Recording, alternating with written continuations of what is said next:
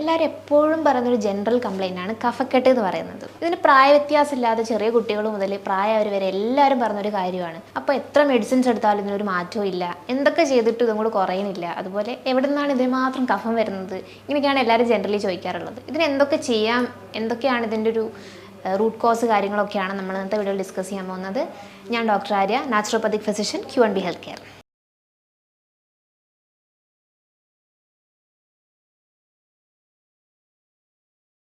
കഫക്കെട്ട് അല്ലെങ്കിൽ കഫ് എന്ന് പറയുന്നത് മ്യൂക്കസ്.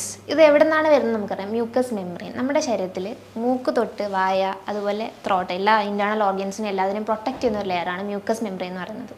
അപ്പോൾ ഇതിനെ ട്രിഗർ ചെയ്യുന്ന എന്തെങ്കിലും ഒരു ഫാക്ടേഴ്സ്, അതായത് എന്തെങ്കിലും ബാക്ടീരിയാസോ അല്ലെങ്കിൽ ആൻറ്റിബോഡീസ് എന്തെങ്കിലും വരിക, അതുപോലെ എന്തെങ്കിലും ഡസ്റ്റ് പാർട്ടിക്കിൾസ് ഒക്കെ വരുമ്പം നമുക്കിതിനുള്ള പ്രതിരോധ കോശങ്ങൾ പ്രൊഡ്യൂസ് ചെയ്യുന്നൊരു ബൈ പ്രൊഡക്റ്റാണ് കഫം എന്ന് പറയുന്നത്. അതിനെ ബോഡി പുറന്തള്ളുന്നതാണ് പൊതുവേ ചെയ്യാറുള്ളത്. ഇത് പുറന്തള്ളാതെ കെട്ടി നിൽക്കുന്ന ഒരു സാഹചര്യമാണ് നമുക്ക് കഫക്കെട്ട് എന്ന് പറയുന്നത്. ജനറലി ഇത് കാണുന്നത് മൂക്കിൽ, തൊണ്ട, അതുപോലെ നമ്മുടെ വയറ്, ഇങ്ങനത്തെ റീജിയൻസിലൊക്കെയാണ് നമുക്ക് പൊതുവേ കഫം കെട്ടിക്കിടന്ന് കാണാറുള്ളത്. അപ്പോൾ എന്തൊക്കെയാണ് ഇതിൻ്റെ കാരണങ്ങൾ നമുക്ക് നോക്കാം. ഒന്നാമതായിട്ട് പറയുകയാണെങ്കിൽ ഹെറിഡിറ്ററി, അല്ലെങ്കിൽ നമ്മുടെ പാരൻസ്, അച്ഛനും അമ്മയ്ക്ക് ആർക്കെങ്കിലും ഇത് റിലേറ്റഡ് ആയിട്ട് എന്താ പറയുക, സൈനസൈറ്റിസ് പോലെ, വിട്ടുമാറാത്ത ചുമ പോലെ, കഫക്കെട്ട്, അതുപോലെ നമുക്ക് ഇങ്ങനെ ഇടയ്ക്കിടയ്ക്ക് ഇങ്ങനെ ബ്രീത്തിങ് ഇഷ്യൂസൊക്കെ വരും, ഇങ്ങനെയുള്ള ഹിസ്റ്ററീസൊക്കെ ഉണ്ടെങ്കിൽ നമുക്ക് ഇതിനുള്ളൊരു ടെൻഡൻസി ഉണ്ട്, അതായത് നിങ്ങൾക്കും വരാനുള്ളൊരു ടെൻഡൻസി ഉണ്ട്.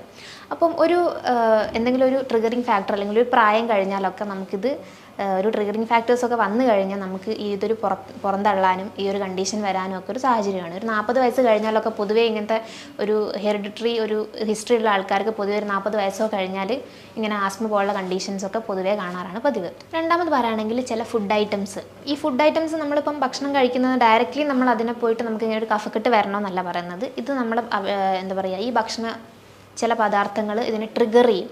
അങ്ങനെയുള്ള ചില കാര്യങ്ങളാണ് പാല്, മിൽക്ക് ആൻഡ് മിൽക്ക് പ്രൊഡക്ട്സ്. ഇങ്ങനെയാണ് നമ്മൾ പൊതുവേ കഫക്കെട്ട് ഉണ്ടാക്കുന്ന ഒരു കാര്യമാണ് നമ്മൾ പറയാറുണ്ട്. അതുപോലെ ചില പ്രോട്ടീൻസ്, അതുപോലെ പുളിയുള്ള പഴങ്ങൾ, ഇതൊക്കെ ഒരു ട്രിഗറിങ് ഫാക്ടേഴ്സാണ് കഫം ഉണ്ടാക്കാനുള്ളത്. അടുത്തായി പറയുകയാണെങ്കിൽ എന്തെങ്കിലും ഡസ്റ്റ് അലർജി പോലുള്ള കാര്യങ്ങൾ, നമുക്ക് പെട്ടെന്ന് ഡസ്റ്റ് അലർജി ഒക്കെ ഉള്ള ആൾക്കാരാണെങ്കിൽ നമുക്ക് പൊതുവേ ഇതൊരു ട്രിഗറിങ് ഫാക്ടർ തന്നെയാണ്. അതായത് ഇത് നമുക്ക് കഫക്കെട്ട് പോലുള്ള ബുദ്ധിമുട്ടുകൾ ഉണ്ടാക്കാം. അടുത്തായി പറയുകയാണെങ്കിൽ എന്തെങ്കിലും വൈറൽ ഇൻഫെക്ഷൻസ് ഒക്കെ, ഇപ്പോൾ കൊറോണ പോലെ എക്സാമ്പിൾ പറയുകയാണെങ്കിൽ നമുക്കിപ്പോൾ അത് വന്നു കഴിഞ്ഞാൽ ഒരു 4-5 ദിവസമായിരിക്കും നമുക്ക് അതിൻ്റെ പനി അല്ലെങ്കിൽ തളർച്ച, ബുദ്ധിമുട്ടുകൾ കാര്യങ്ങളൊക്കെ ഉണ്ടാവുക. പക്ഷേ ഒരു 2 മന്ത്സോളം നമുക്ക് ഇതിൻ്റെ എന്താ പറയുക, ഒരു ആഫ്റ്റർ ഇഫക്റ്റ് ആയിട്ട് ഈ കഫക്കെട്ടൊക്കെ നമുക്ക് ഫോളോഡ് ആയിട്ട് വരും. അത് 2 മാസത്തോളം കഴിഞ്ഞിട്ടായിരിക്കും നമുക്കത് മാറുക. അത് മെയിൻ കാരണം എന്താണെന്ന് വെച്ച് കഴിഞ്ഞാൽ നമ്മുടെ ഇമ്മ്യൂൺ സിസ്റ്റത്തിനെയാണ് അത് എഫക്റ്റ് ചെയ്യുന്നത്. അതുകൊണ്ടാണ് ഇങ്ങനൊരു സാഹചര്യത്തിൽ നമുക്കിത് വരുന്നത്. അടുത്തായി പറയുകയാണെങ്കിൽ അലർജി ടു സ്പെസിഫിക് കണ്ടീഷൻസ്. അതായത് നമ്മൾ രാവിലെ എണീക്കും, ചില ആൾക്കാർക്ക് നമുക്കറിയാം രാവിലെ എണീറ്റ് കഴിഞ്ഞാൽ വിട്ടുമാറാണ് കുറേ നേരം അവർ തുമ്മിക്കൊണ്ടിരിക്കും, ഡെയിലി ഉള്ളൊരു റൊട്ടീനാണ്. ഇങ്ങനെയുള്ള സാഹചര്യമുള്ള ആൾക്കാർക്കും നമുക്ക് കഫക്കെട്ട് കാണാം. അതുമാത്രമല്ല അടുത്തായി പറയുകയാണെങ്കിൽ അലർജി ടു എന്തെങ്കിലും ഡ്രഗ്സ് കാര്യങ്ങളൊക്കെ, ലോങ് ടേം ആയിട്ട് നമ്മൾ എന്തെങ്കിലും ഡ്രഗ്സും കാര്യങ്ങളൊക്കെ എടുക്കുകയാണെങ്കിൽ, അല്ലെങ്കിൽ മെഡിസിൻസ് കാര്യങ്ങളൊക്കെ ലോങ് ടേം ആയി കൺസ്യൂം ചെയ്യുകയാണെങ്കിൽ നമുക്ക് ഇതുപോലുള്ള ബുദ്ധിമുട്ടുകൾ കാണാം.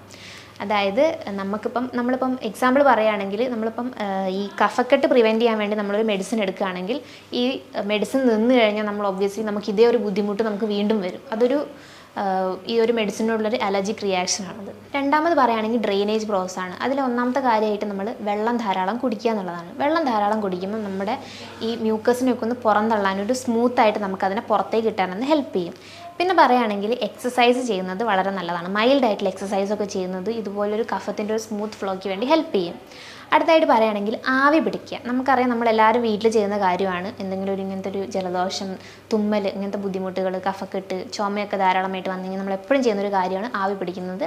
അതിപ്പോൾ നമുക്ക് എന്തെങ്കിലും തുളസിയിലയോ അല്ലെങ്കിൽ പനിക്കൂർക്കയുടെ ഇലയൊക്കെ വെച്ചിട്ട് നമുക്ക് ഇട്ടിട്ട് നമുക്കിതുപോലെ ആവി പിടിച്ച് കഴിഞ്ഞാൽ നമുക്കിതുപോലൊരു ഡ്രെയിനേജിനെ നമുക്ക് സ്മൂത്താക്കിയിട്ട് കൊണ്ടുവിടാൻ പറ്റും. ആവി പിടിക്കുമ്പോൾ തന്നെ മറ്റൊരു കാര്യമാണ് നമ്മുടെ മൈൽഡായിട്ടൊരു ബ്രീത്തിങ് എക്സസൈസ് ചെയ്യുക. ഒരു ഇൻഹലേഷൻ ആൻഡ് എക്സലേഷൻ പോലെ നമുക്കൊരു കാര്യം ചെയ്യുക. അതായത് നമ്മൾ ഡീപ്പായിട്ട് ഇൻഹേൽ ചെയ്തിട്ട് ഒന്ന് ഹോൾഡ് ചെയ്തിട്ട് ഫോഴ്സ്ഫുള്ളി നമ്മൾ വായക്കൂടി ഒന്ന് എക്സേൽ ചെയ്ത് വരുമ്പോൾ നമുക്കൊരു ചുമ വരും. ഈ ചുമയിലൂടെ നമുക്ക് നമ്മുടെ ഒരു കഫം പുറന്തള്ളാനുള്ള ടെൻഡൻസി ഉണ്ടാക്കുന്നുണ്ട്. ഇതും നമ്മുടെ ഒരു ഡ്രെയിനേജ് പ്രോസസ്സിനെ ഹെൽപ്പ് ചെയ്യുന്നൊരു കാര്യമാണ്. അടുത്തായിട്ട് നമുക്ക് നാച്ചുറലായിട്ട് ഇതിനെ എങ്ങനെയൊക്കെ ഒന്ന് പ്രിവെൻറ്റ് ചെയ്യാൻ പറ്റും നമുക്ക് നോക്കാം.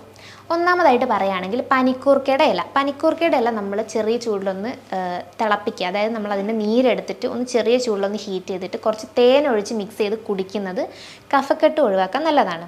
അതുപോലെ തന്നെ ഒരു കാര്യമാണ് നമ്മുടെ പനിക്കൂർക്കയുടെ ഇല വാട്ടിയിട്ട് അതിന് നീരൊന്ന് പിഴിഞ്ഞെടുത്തിട്ട് നമ്മൾ അങ്ങനെ കൺസ്യൂം ചെയ്യുന്നതും നമ്മുടെ കഫം നേർപ്പിക്കാനൊരു ഹെൽപ്ഫുൾ ആയിട്ടൊരു കാര്യമാണ്. ഇത് കുട്ടികൾക്കൊക്കെ നമ്മൾ പൊതുവേ കൊടുക്കാറുള്ളൊരു കാര്യമാണ്. അതുപോലെ രണ്ടാമതായിട്ടുള്ളൊരു കാര്യം കർപ്പൂരം നമ്മൾ വെളിച്ചെണ്ണേനകത്ത് ഒരു ടേബിൾ സ്പൂൺ ഒരു ടീസ്പൂൺ വെളിച്ചെണ്ണേനകത്ത് നമ്മൾ എടുത്തിട്ട് നന്നായിട്ട് ചൂടാക്കുമ്പം നന്നായിട്ടൊന്ന് അലിയിച്ചെടുക്കുക. ഈ അലിയിച്ചെടുത്തിട്ട് നന്നായി അത് അലിഞ്ഞതിന് ശേഷം നമ്മൾ നമ്മുടെ എക്സ്റ്റേണലി അത് അപ്ലൈ ചെയ്യാം.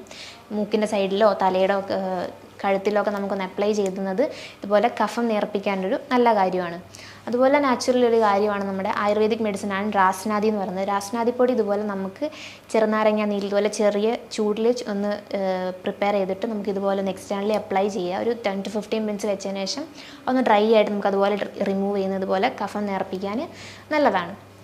അടുത്തായി പറയുകയാണെങ്കിൽ ജലനീതി എന്ന് പറയുന്ന ഒരു പ്രൊസീജിയറാണ്. ജലനീതി പറയുമ്പം നമുക്ക് ഒരു ലൂക്ക് വാം വാട്ടർ, അതിന് സെപ്പറേറ്റ് ആയിട്ട് നമുക്കൊരു ജലനീതി ക്യാൻ ഉണ്ടാവും. ഈ ഒരു ജലനീതി ക്യാനിൽ നമ്മൾ ലൂക്ക് വാം വാട്ടർ എടുക്കുക. ചെറു ചൂടുള്ള വെള്ളത്തിനകത്ത് നമ്മൾ കുറച്ച് ഉപ്പ് അലിയിച്ചിട്ട് അത് നമ്മുടെ തലയൊന്ന് ജസ്റ്റ് ചരിച്ചതിന് ശേഷം ഒരു മൂക്കിൽ കൂടെ ഒഴിച്ചിട്ട് മറ്റൊരു മൂക്കിലൂടെ പുറന്തള്ളുന്നൊരു പ്രൊസീജിയറാണ് ജലനീതി എന്ന് പറയുന്നത്. ഇത് പൊതുവേ നമുക്ക് ആ ഒരു ക്യാൻ ഉണ്ടെങ്കിൽ നമുക്ക് വീട്ടിലെല്ലാവർക്കും ചെയ്യാൻ പറ്റുന്നൊരു കാര്യമാണ്. ഇത് ചെയ്തതിന് ശേഷം, അതായത് 2 മൂക്കിലും കൂടെ നമ്മൾ അപ്ലൈ ചെയ്തതിന് ശേഷം നമുക്കത് ഒരു സിറ്റിംഗ് പോസ്ചറിൽ ഇരുന്നിട്ട് നമുക്ക് നമ്മുടെ മൂക്കിലൂടെ എങ്ങനെ ചീറ്റി കളയുക, അതിനകത്ത് ബാക്കി വരുന്ന മൂക്കിൽ തങ്ങിയിട്ടുള്ള വെള്ളം നമുക്ക് ചീറ്റി കളയുന്നത് ഈ ഒരു പ്രൊസീജിയറിന് കംപ്ലീറ്റ് ചെയ്യുന്നതാണ്.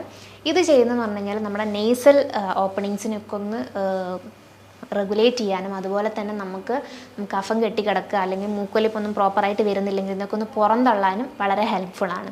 ഇത്രയും റെമഡീസൊക്കെ നിങ്ങൾക്ക് ചെയ്യുകയാണെങ്കിൽ നമുക്ക് വീട്ടിൽ തന്നെ അല്ലെങ്കിൽ നിങ്ങൾക്ക് നാച്ചുറലായിട്ട് തന്നെ ഒന്ന് ക്യൂർ ചെയ്യാൻ പറ്റുന്നൊരു കണ്ടീഷനാണ് കഫക്കെട്ട് എന്ന് പറയുന്നത്. അതല്ല ഇനിയിപ്പം ലോവർ റെസ്പിറേറ്ററി ട്രാക്ട് അല്ലെങ്കിൽ നമ്മുടെ ബ്രോങ്കസിന് താഴെയായിട്ടാണ് ഇങ്ങനെ കഫം കെട്ടിക്കിടക്കുന്ന ഒരു ഇൻഫെക്ഷൻ കാര്യങ്ങളൊക്കെ ഉള്ളതെങ്കിൽ നിങ്ങൾ തീർച്ചയായിട്ടും ഒരു ഡോക്ടറിനെ കൺസൾട്ട് ചെയ്തിട്ട് ഫർദർ ഇൻവെസ്റ്റിഗേഷൻസും മെഡിസിൻസും കാര്യങ്ങളൊക്കെ എടുത്തതിന് ശേഷം മാത്രമേ നമ്മളത് പ്രിവെൻറ്റ് ചെയ്യാൻ പാടുള്ളൂ. കാര്യം എന്താണെന്ന് വെച്ച് കഴിഞ്ഞാൽ ഇത് നമ്മൾ ലോങ് ടേം ആയിട്ട് വെക്കുമ്പോൾ നമുക്ക് ഒരു ക്രോണിക് ആയിട്ടുള്ള ഇൻഫെക്ഷൻ, അതായത് ന്യൂമോണിയ പോലുള്ള ഇൻഫെക്ഷൻസൊക്കെ നമുക്ക് ഫർദർ വരാൻ വളരെ ഒരു കാരണമാവുന്നുണ്ട്. ഈ പറഞ്ഞ കാര്യങ്ങളിൽ എന്തെങ്കിലും സംശയങ്ങളോ കാര്യങ്ങളോ ഉണ്ടെങ്കിൽ നിങ്ങൾക്ക് താഴെ കാണുന്ന നമ്പറിൽ കോൺടാക്റ്റ് ചെയ്യുന്നതാണ്. Thank you.